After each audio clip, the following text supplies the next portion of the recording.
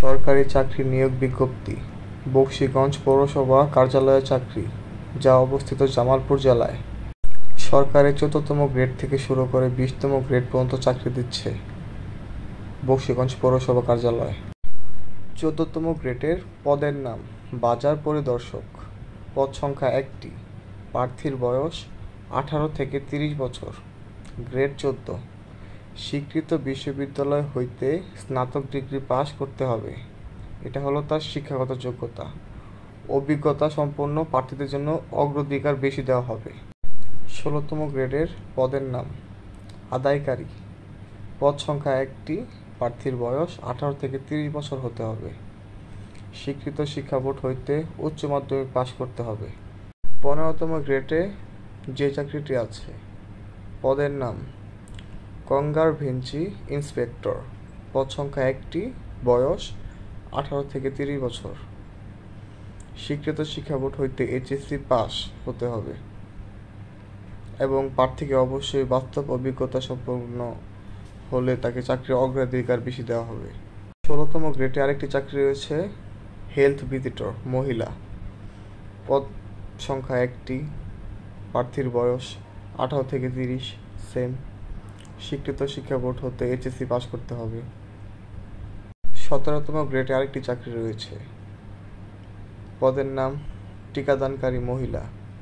পদ সংখ্যা ১টি। বয়স ১৮ থেকে ৩০, সেম। স্বীকৃত শিক্ষা বোর্ড হইতে মাধ্যমিক পাস করতে হবে। ১৬তম গ্রেডে আরেকটি চাকরি রয়েছে, পদের নাম বিদ্যুৎ মন্ত্রী। পদ সংখ্যা 1টি। বয়স 18 থেকে 30। স্বীকৃত শিক্ষা বোর্ড হইতে মাধ্যমিকের সার্টিফিকেট অথবা সমমানের শিক্ষাগত যোগ্যতা সহ সংশ্লিষ্ট কোর্সে বি সেকশন লাইসেন্সকারী হইতে হবে। পদের নাম LMSS। পদ সংখ্যা 1টি। বয়স 18 থেকে 30। 20তম গ্রেড। শিক্ষাগত যোগ্যতা 8ম শ্রেণী পাস এবং সুঠাম দেহের অধিকারী হতে হবে। সংস্থার নাম বকশীগঞ্জ পৌরসভা কার্যালয়। পদের নামগুলো অলরেডি আপনাদের সবাইকে বলে দিয়েছি। এখানে কিন্তু মোট পদ সংখ্যা 7টি। আর অবশ্যই চাকরির জন্য আপনাদের আবেদন করতে হবে আগামী 10 সেপ্টেম্বর 2024-এর মধ্যে। চাকরির ধরন অবশ্যই সরকারি, লিঙ্গ ছেলে মেয়ে উভয়, বয়স, শিক্ষাগত যোগ্যতা, অভিজ্ঞতা এগুলো সব আপনাদের আমি আগে বিস্তারিত বলে দিয়েছি।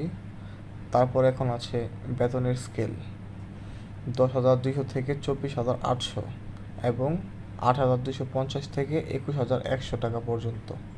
তারপর অন্যান্য সুবিধা, সরকারি সকল সুবিধা ভোগ করতে পারবে। এবং সর্বশেষ আপনাদের কাছে আমার একটাই অনুরোধ, আমার চ্যানেলে আপনারা নতুন হয়ে থাকলে লাইক, কমেন্ট এবং সাবস্ক্রাইব করে পাশেই থাকবেন, যেন আপনাদের নিত্য নতুন দিনে নতুন নতুন ভিডিও দিয়ে সাহায্য করতে পারি।